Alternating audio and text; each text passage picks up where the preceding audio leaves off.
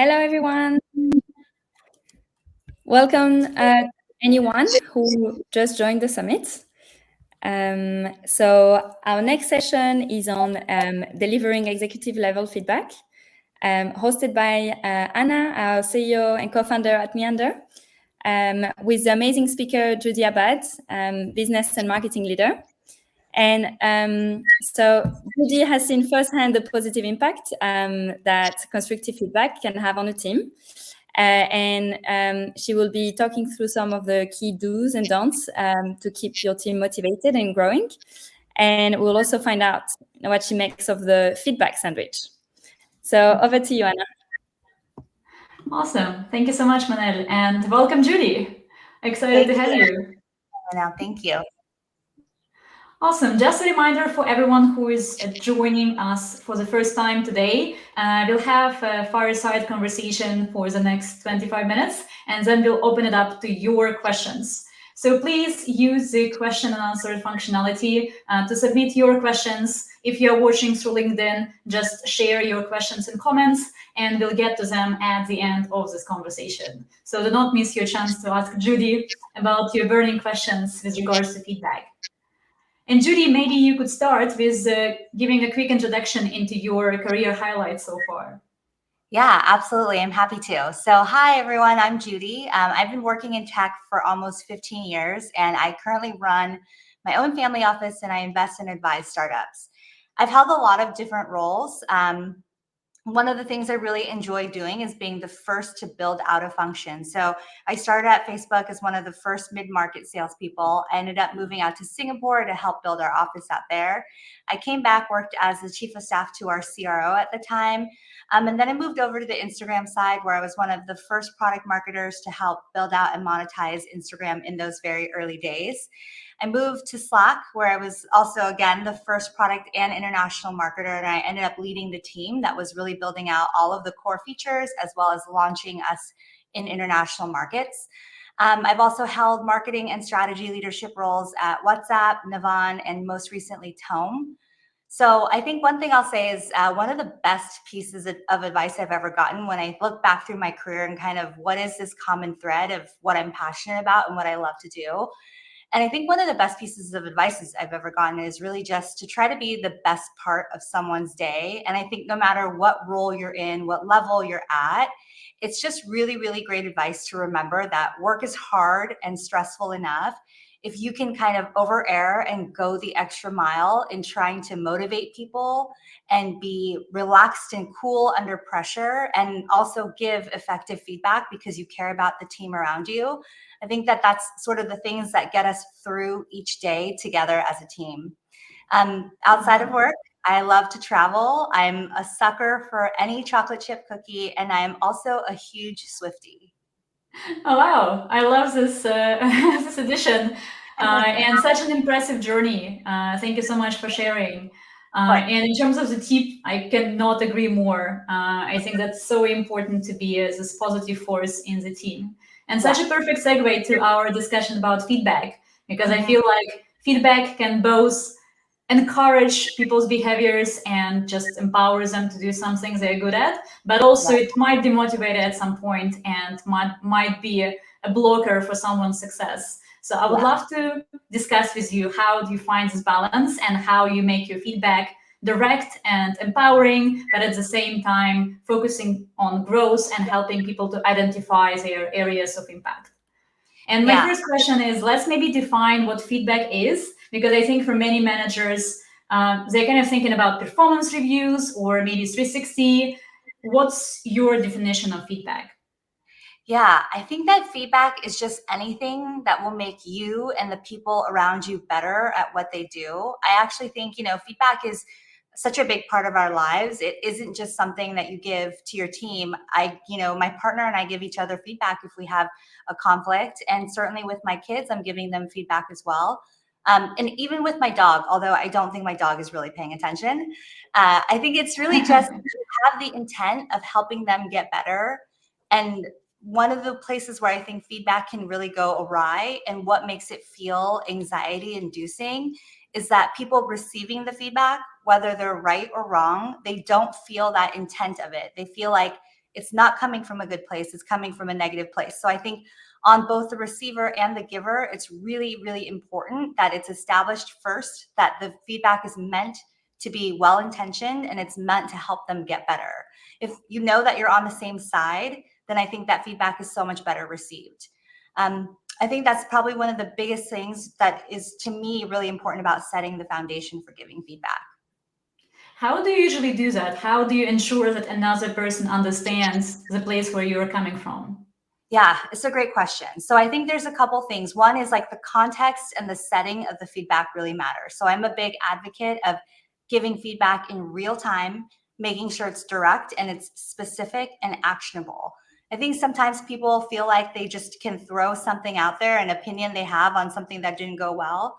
But if that person is your boss, then you're kind of left reeling. So I've had a boss tell me once after a meeting with a client that he didn't think it went well. And I was really nervous to ask why, because I kind of expected him to tell me more about why he didn't think it went well. And for the rest of the day, I was just kind of dwelling on it. And then at the end of the day, I finally asked him, and it was something very small. And it was actually more, he felt like he wasn't prepared enough. And sort of just, we changed our process for how we prepare him for meetings. But like, it was something that wasn't that big of a deal. He kind of just threw it out there because he wanted me to get that feedback. But to me, I was like, oh my gosh. And, I'm a bit of a people pleaser and I'm a little bit of a perfectionist. So to hear that and then not get anything else was really tough. And so I think on both sides, right, it could be something that I feel is trivial, but I just wanted to give you like, hey, that could have gone better.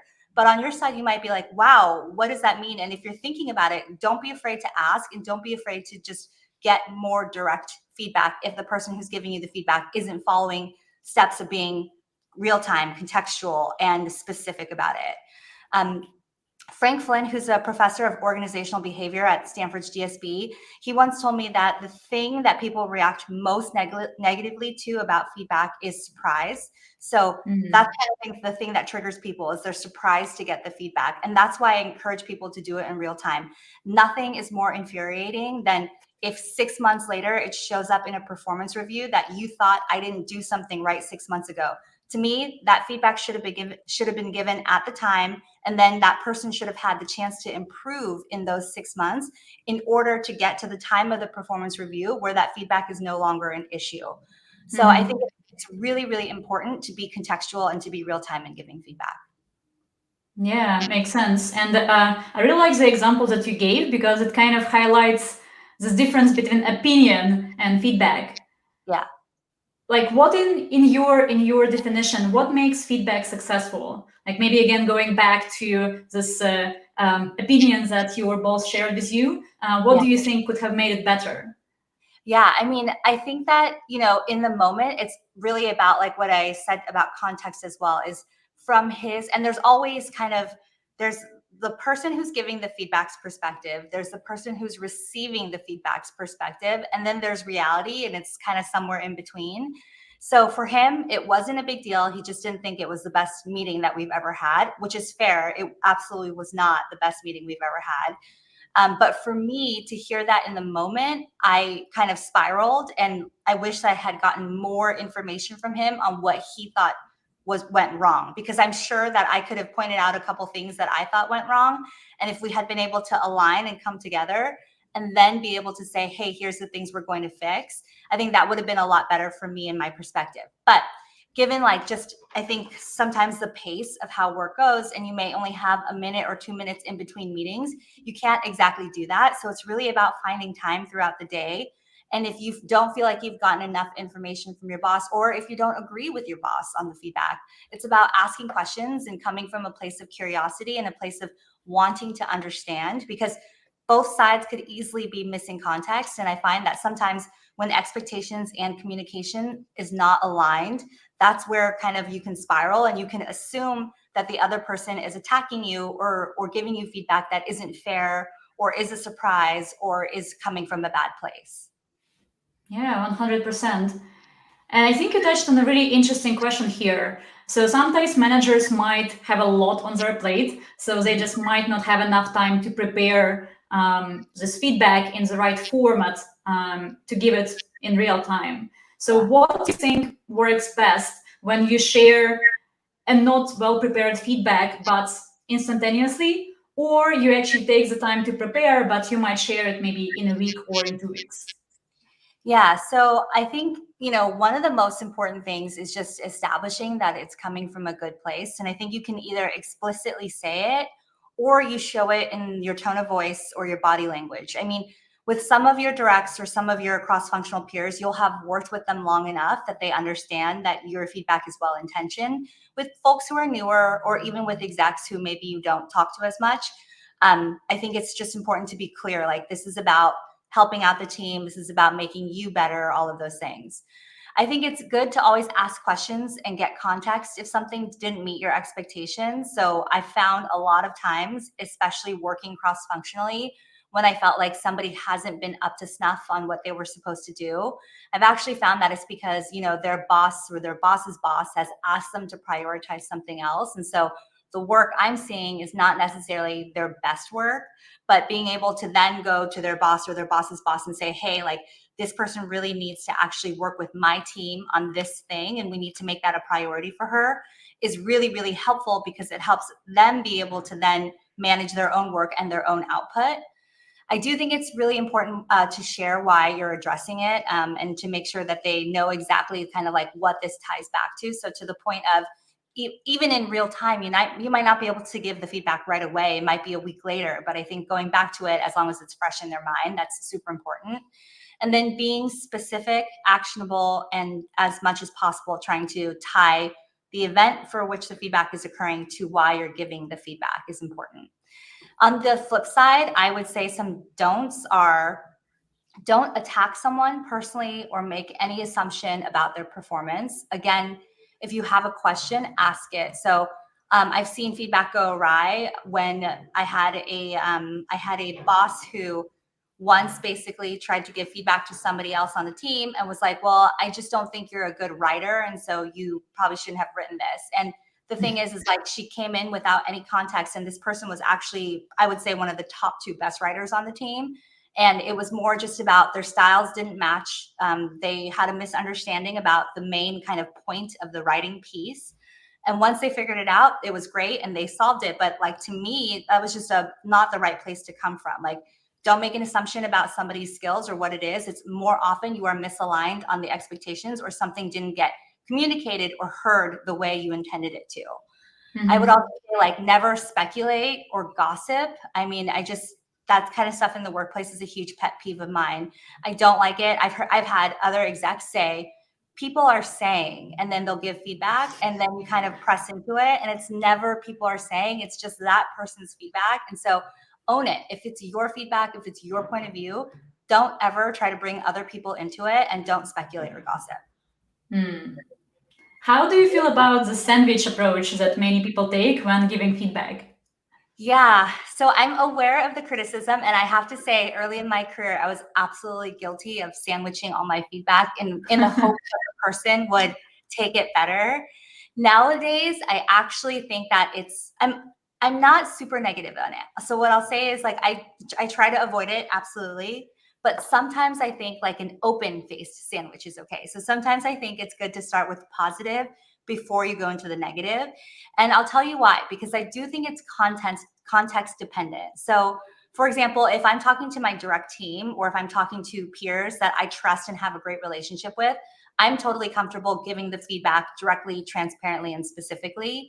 But I think if it's a new relationship or it's a transactional relationship, I think sometimes it's better to give them good news too, because they don't know you well, they don't work with you a lot. And so you don't want to necessarily come off as somebody who's overly critical all the time. And I think 2 examples of this is, if there's a new hire and it's their first presentation, I like to kind of establish what my expectations are by first saying, hey, these are the things that went really well. And if they agree with it, great. But here are the things that I think could have gone better. And usually that will strike a conversation that helps them understand why I liked the things that I liked and why I want them to improve the things that I've asked them to improve. Another example of like something that's more transactional is if you're working with like a design vendor or a contractor, they don't necessarily know your style. Maybe you've done an RFP, so you've given them some brand guidelines or whatever it may be. But I like to always make sure, if we're looking at like a new website design or a new ad campaign, to say, hey, here are the things that really work well for the way that we think about messaging, the way that we think about brand images and assets. But here are the things that really, really don't work for us. And so it's more of an open-faced sandwich that I think in some context-dependent situations is okay. Makes sense. And I really like how you frame it as a conversation about expectations. So essentially using it as a tool to align on what's expected and what success looks like for a project or for this particular person. Yeah, I guess, and I'll add to that. And the reason why for that is because I don't believe anybody knows everything. And so I think that when you hire people onto your team, you learn from them as well. And so for me, it's about here's what I'm seeing, and here's what I think is good, and here's what I don't think is good. But tell me about why you approached it this way and what like your intent was. And maybe there's, a middle ground, or maybe we decide actually that your way is good and that we should continue to try and build out on that. Or maybe you agree and you think that the way that I've asked you to do it is going to be better next time. Makes sense. I think many managers, especially new managers, sometimes are afraid to deliver negative feedback or constructive feedback, essentially focusing on the areas of improvement. What advice would you share with them? Yeah, I mean, I do think it's absolutely a skill, and I think it absolutely can be tough. I think if you focus on making sure that it's coming from a good place and that you are helping your team in development, that to me is always the motivation for giving feedback. It's about how do I help this person in their career, in their goals, in establishing themselves as a great team player and making them shine. And if that's the case, then this is feedback that I want to give them to help them get better so that they're not, thrown off a cliff trying to learn this on their own when there are people on the team around them who can help them. I'm also really big on, if you have people on your team that you think are high performers, but they're kind of like on the cusp of getting to the next level and not yet there, I really like helping them find mentors. If it's not me, helping them find a mentor that can be kind of more of a peer that they can confide in. And it could be on the team or on another cross-functional team that they work with, but helping to make those connections really explicit, especially in a world where we work more hybrid or even full remote sometimes. Awesome. Yeah, I really love this point, and I think this is so helpful to people who are trying to get better and to grow. Because without this direct feedback, it's really impossible to identify those areas of growth. Yeah. Let's actually try to take an example and demonstrate how you would approach such a situation. So let's imagine that I'm an employee on your team, and you heard from someone on the team that I'm not really good at collaboration, for example. How would you approach this as a manager? How would you deliver feedback, and what steps would you take to prepare for sharing feedback with me? Yeah, I mean, I think first I would talk with the person who gave the feedback just to assess how serious the feedback is. If it's like I've noticed repeatedly multiple times this person doesn't collaborate well versus, hey, in this one situation on this one project, I didn't feel collaboration was good. So really trying to understand the frequency and the intensity of like how serious the situation is that needs to be addressed.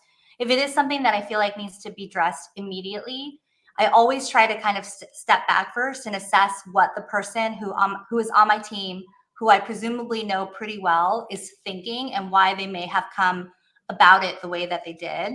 I think that many things in life, and especially when there's conflict, it's almost always a two-way street. So even when my husband and I fight and I want to blame him for everything, I know secretly in the back of my head that I am also probably 50% wrong in this situation. And so I always try to come from it from the point of view of it's a two-way street. What are both sides not understanding? I will always ask for examples and try to pinpoint where the frustration is. I'll encourage the person to give the feedback directly. And if they do, or either way, if they do or don't, and I think it's something that's serious enough to address, then I will also do it. But it's more just about, I want people to feel I want there to be transparency. I want people to feel open in communicating how they feel, because ultimately that's how we build a collaborative work environment. Everybody is able to work in their style and people can adapt to them around them. I will also sit down, obviously, with the person directly to give them that feedback and to hear their perspective. I think that, like I mentioned before, I think a lot of times our perception isn't necessarily reality. And so in order to get to kind of what the crux of the issue is, we want to know where the expectations were misaligned or where communication wasn't heard or received as well as it could have been. I also think something that I often like to do, depending on how serious the feedback is asking the rest of the team if they feel similarly. And I think that can give you a good sense of whether this was something that was one-off or whether it's actually repeated and intense enough that you really need to work with this person to develop more as a team collaborator. Awesome. I think it shows how much work you need to do in order to prepare for, giving feedback, which is not just the opinion, but actually helping people to take some action and to grow. Yeah. How do you decide at which point to give feedback versus to hold off? Because sometimes, especially with new managers, I notice that they tend to give a lot of feedback, a lot of direction, and the reports might be overwhelmed. Yeah. So how do you decide when to give feedback? Yeah, it's a really great point. And I would say like the balance is always going to be a little bit personal as well. So each person sort of has their own balance of how they like to receive feedback. Some people on my team have told me before that I don't give enough feedback because I am not much of a micromanager. Whereas I've had other people who say, we don't need to do feedback every time we meet. And so I get it. It's a little bit about, I think, for great leaders to really adapt to the person's working style. For me, I think it's the way that I approach it in my own head is one, I think it's really about picking your battles. And I think this is true of a lot of situations in the workplace. There is so much work to be done often that there just isn't any point to give or receive full feedback and treat it like a full-time job. You don't want to nitpick on anything that's trivial, but you also want to address the things that are really serious and important. I think that one of the things that is really important to me is making sure that when I am giving feedback, I've set aside enough time for it to be heard and to make sure that I'm doing it in a really thoughtful way with the person. But in general, I like to really give feedback around the why of something and maybe the how they should approach it if they have questions, and not necessarily the what, because the what is really, I think, up to them, and it empowers people to have agency in their own roles. And so I think that really goes along with my philosophy of trying not to micromanage people. Awesome. I really like this point about managing the why and the how and not the what, and making sure that people get enough autonomy. Yeah. So we have time for maybe 2 or even 1 more question, and then we transition into Q&A. So folks who are watching us, please submit your questions to Judy, and we'll get to them in a minute. But just to conclude our discussion, I think you mentioned this multiple times, that it's important that feedback is a two-way street, and it should go not just even from a manager to an employee and vice versa, but it should be a culture in the team. How do you build a feedback culture within your team and encourage people to share feedback with each other?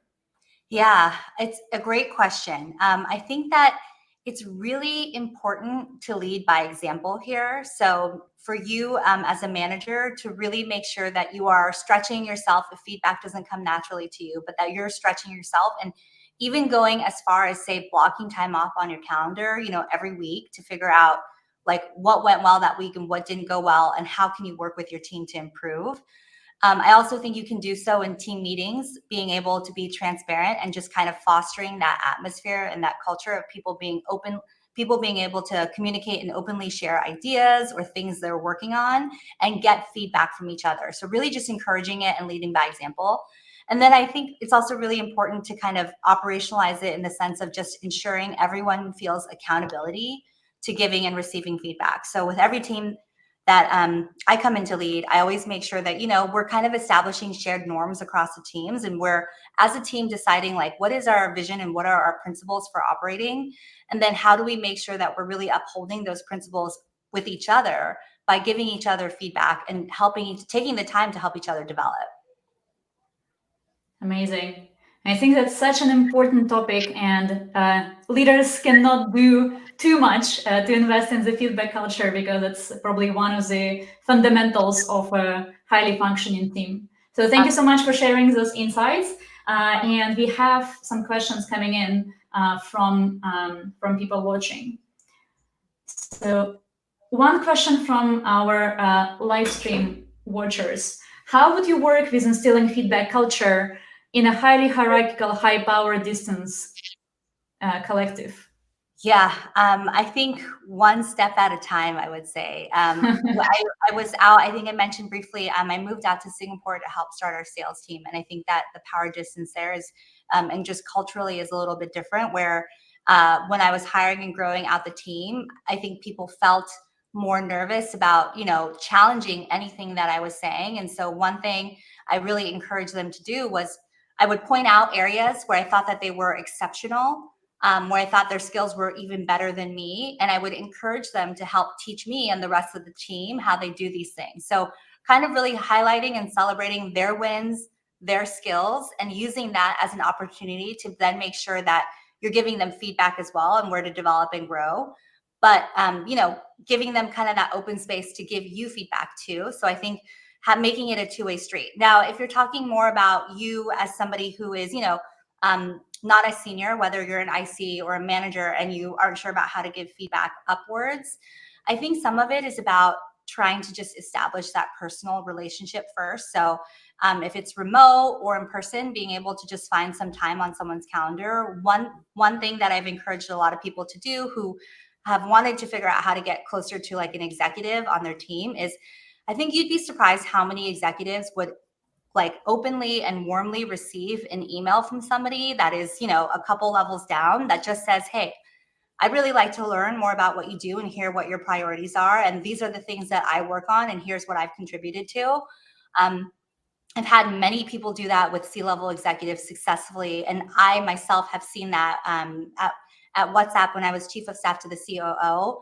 An engineer just out of the blue emailed the COO and was like, I'd love to understand the business side better. Could we grab lunch for 30 minutes? And he was like, yeah, sure. And to me, that was like actually one of the most eye-opening moments where I started giving this feedback to people. I think that people are really, really nervous to email execs. And because of that, very few people do. So if you can work up the courage and you have an opening to do it, they often will say yes to being able to meet with you and just talk a little bit more and get to know you.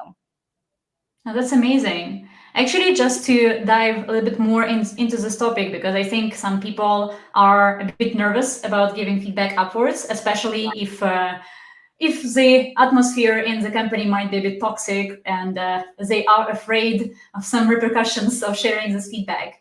What would be your advice if you are working in a kind of a toxic environment and you feel like your manager is not meeting the expectations you have for them?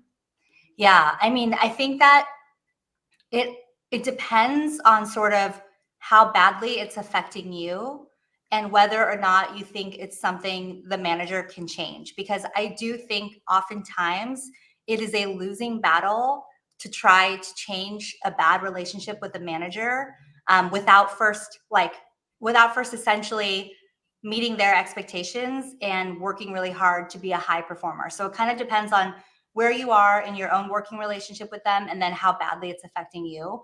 Now, I think to me, it's clear if their manager is exhibiting toxic behavior, if it's affecting your mental health in any way, like those are situations that are very serious and you have to figure out for yourself, how do you want to approach trying to fix the relationship, or quite frankly, moving to another team or even looking for a new role. It just really depends, I think, on how badly it's affecting you. But beyond that, I think if it's just something that is maybe stylistically you're not used to, or if it's somewhere where you don't appreciate maybe how your manager communicates with you or something like that, I think it's always great to address it head on and come from a place of curiosity and asking questions, because your manager may be dealing with a lot of stuff too. They may be dealing with a lot of pressure upwards from executives. They may have personal things going on that's causing them to be a little bit stressed out in the workplace. The other thing that I do like to do as a team member is, see if other team members are feeling that way. And I do not, again, mean like gossiping, but I mean more like, hey, I've noticed that when I ask our manager about so-and-so, she or he can be short and abrupt and not give me the full context I need, which is frustrating. Have you noticed that as well? Or do you have any tips for how I can make sure that I'm getting the full context on what I need to do my job? So I think like really just coming from a place of curiosity and asking open-ended questions. I think when you ask an open-ended question, you end up getting a lot more information than maybe you thought you would. Makes sense. You actually touched on a really interesting point about going to Singapore and adjusting to culture there. Do you observe any cultural differences in terms of how to give feedback when you work in a very diverse environment? Yes, I do. I'll say I do. And I think one of the things that I've really worked hard on and worked with an executive coach on actually is being able to show people and that I appreciate and recognize their work. So I'll give you an example, and I'm sure if the people are listening, half of you will think this example is silly and half of you will absolutely think that I'm wrong.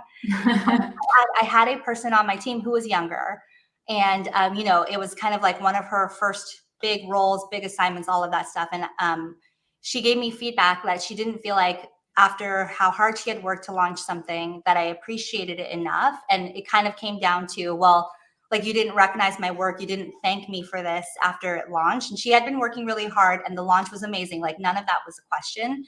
And, I kind of reflected back on that. And again, it's something that I still work on with an executive coach, appreciating and recognizing great work. And I think some of that just comes down to how we were raised. And for me, great work was just expected of me. So I never got a thank you. I didn't expect a thank you. And even in the workplace today, like, if I do something and I worked, 12-hour days for 2 weeks beforehand to launch the thing, I don't necessarily expect my manager to say thank you. I can feel it when something has gone well, and that is enough for me. But like I said, I bet half the audience is thinking this person is a terrible manager if she didn't thank her team. And I get it. I absolutely get it, because it's a cultural thing. And it's just something that I think people react to differently. And so I now make sure that when something goes well, every person on my team, whether or not they would like to hear it or don't feel the need to hear it, knows that I appreciate that. And it's as simple as a Slack DM, but it really is about making time and being really, really deliberate with that, and not assuming that people know that something went well if you don't directly say it to them. That is such an amazing point. And I think in many Eastern European countries, we tend to be more focused on feedback being as a kind of negative vessel rather than positive. But I think it's so important to focus on positives as well, and to highlight and appreciate people's strengths and unique superpowers. Yeah, absolutely. Awesome. So I have a bunch of questions that were submitted before the live stream. So I'll just quickly take a look at them. One of the questions is about feedback to managers versus ICs.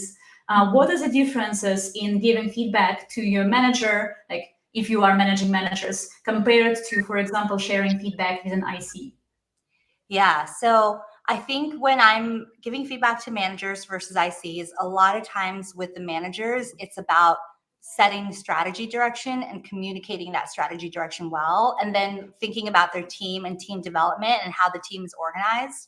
So a lot of it is really focused on how are they thinking about growing out their team? How do the team's goals ladder up to our department's goals and the company's goals? And are we actually focused and prioritizing on the right areas of work? Is the work scoped correctly, and are the projects moving along at the pace that we think they should be? And then, of course, like, are you developing a bench? Do you have a group of people on your team that you think can move into more senior roles if the team continues to grow? Whereas with ICs, a lot of it is a lot more focused on, hey, like, here, like, the projects that you're working on, of these things I think are going well, or these things I don't feel like are going as well, based on the information that you've shared with me. And so I think it's a lot more like about kind of the way that they work on specific tasks and projects versus how are they thinking strategically about managing a team and developing it. Makes sense. And are there any particular areas where where essentially you are trying to focus on motivational aspects? Like how do you balance feedback which is more focused on areas of growth versus feedback that is helping to increase motivation in the team? Yeah, it's a great question. So I find that sometimes, like, one of the things that can really help for feedback is and it kind of depends on how big the company is. If you're like, a 50-person startup, it might not be as meaningful. But if you're a 500, 5,000 person company, it is meaningful. When the team has worked and executed something really, really well and it's high profile, I'll have other execs send them thank you notes and just make sure that they realize that this work is not going unrecognized, that people across the entire company appreciate what they're doing. When possible, I try to get their work highlighted in an all hands or in, a Slack channel, company announcements, whatever it may be, but just ways for them to be able to more broadly share. Because I think that one of the things that really helps keep people excited about their work is A, of course, being recognized for it, but B, also feeling like their work has a really big impact on the company and that they can see that direct, visible impact on what the company is trying to achieve with its mission. So the more that you can really tie and connect that, I think it helps people really feel a connectedness to each other and helps really build that nice cultural dynamic that you want and establishing that everybody's trying to win together. Makes sense. And I think that's such an important role of a manager to build this visibility for their high performers, and just to make sure that even at higher levels, they are recognized and appreciated. Yeah, absolutely. At Meta, one of the things Mark used to always say when people asked him about how he hired out his leadership team was the question he would ask himself is, would I work for this person? And if the answer was yes, then he knew that this person was somebody who was like a great person to have, in his inner circle as well. And I think about that all the time too, because for me, when I'm looking at my team or helping them grow and develop, I think about whether or not they're the type of person I would work for if things were reversed or in another world, in another job, because the tech world is small and the community is small and you never know who you're going to cross paths with again. And to me, that's always a resounding yes. And that's how I know I've built a great team. I also think that, like, for me, having my team be able to surpass me is just the absolute dream, because then you've really coached and developed someone so well that they're able to stand on their own and go and do the thing and pursue the thing that they've always wanted to do. I love that point. I think there are some situations where people might react to your feedback really emotionally. So, for example, they would storm out, they would burst into tears. And obviously, there is a question whether that's on you as a feedback giver or on them not being able to handle the response. Yeah. So what's your approach to such situations? How do you handle them, and how do you ensure you can help people to emotionally regulate the situation? Yeah, I've been on both ends. I've had people cry when I've given them feedback, and I've also cried when people have given me feedback. And I think it's tough because you're really passionate about what you do, and that can make you, I think, sometimes sensitive, right? Because nobody likes to hear that something, especially if it's something that you took a lot of pride in or worked really hard on, didn't go the way you expected it to. And a lot of times it's not about, like, I think a lot of times people internalize it as they're getting blamed when it's not that at all. It's really just feedback to make it better for next time, because everybody makes mistakes and we're all human. And so for me, what I found really, really works, and I've used this technique with my team as well, is take a step back from the feedback and first consider, do you think it's fair? Yes or no? If it is fair, like, really listen to what the person is saying and try to make it actionable for yourself and how you can improve next time. If you don't think it's fair, ask questions. Try to get to a point where you're understanding where they're coming from or helping them understand why their feedback isn't valid, because sometimes the person giving the feedback can be wrong. And I've had that happen as well. They didn't have the full context. They didn't know that I was, like, somebody was specifically asked to do something the way that they did it, that kind of thing. I think, in the moment, it's hard to control your emotions too much. And so I don't mind if people cry. I get it. We care a lot about our jobs. This is the thing that we spend most of our waking hours doing. But I do want people to be in control of, like, say, not yelling, not screaming, or not saying something that they're going to regret. And so if the feedback is really getting to them, I will, like, just give them time. I'll say, hey, like, take some time to process this and process it however you need to. And let's come back and talk about it when you're feeling like you are in a good headspace to hear and, like, work on a development plan with me. For myself personally, what I have found really, really works is to give myself 24 hours, because when I come back to it 24 hours, it is almost never as serious or as like hurtful or anything as I felt it was 24 hours ago. One kind of silly thing that helps me process it is I will literally just in my, just like in a Notion doc, I will write out the feedback and exactly how I feel about it, and kind of saying what the feedback is in my emotions makes me realize like it just, I'm overreacting, and I'm prone to that a little bit sometimes. And so I'm like, I'll be like, okay, you're being a little dramatic, you're overreacting. It's okay, step away. And then I always come back to it feeling so much better and in a much better headspace to actually say, let's work on this together and let's figure out how to make it better. Such a thoughtful approach. I wish all managers were like that. I think we have time for maybe one last question. So how do you push back on the feedback that you don't agree with? So if you feel like this this area of improvement that another person shared with you is not really relevant, how do you say that to them? Yeah, I mean, I'll tell you actually about one of the worst experiences I've ever had receiving feedback. I was working with our people team on a development project for our managers, and our head of DEI at the time had a presentation that he had created basically on DEI initiatives that he thought managers should be take a part of and prioritize. He sent this to myself and a couple of other execs and asked for feedback. And after a couple of days, no one had sent any feedback. And so in my perspective, I went the extra mile and I sent him a really long list of feedback. And I was very detailed, slide by slide, pointing out things that I thought he could maybe kind of communicate it better. And just a little extra context is that he was fairly new to the company. So I was trying to like really help him understand how we communicate as a company. I pointed out things even like slides that had spelling errors. And from my perspective, I did it because I cared. I wanted him to, in one of his first presentations to the managers at the companies, shine and come off incredible. He didn't receive it that way. And I think like getting really, really small like criticisms and detailed line by line things that I thought could be better, I think it made him feel like I didn't trust him to do his job, which I understand. I get that perspective. But instead of coming to me about it, he went to our head of HR, who was his boss, and she gave my boss feedback that she felt I was very aggressive and too direct in the feedback I gave.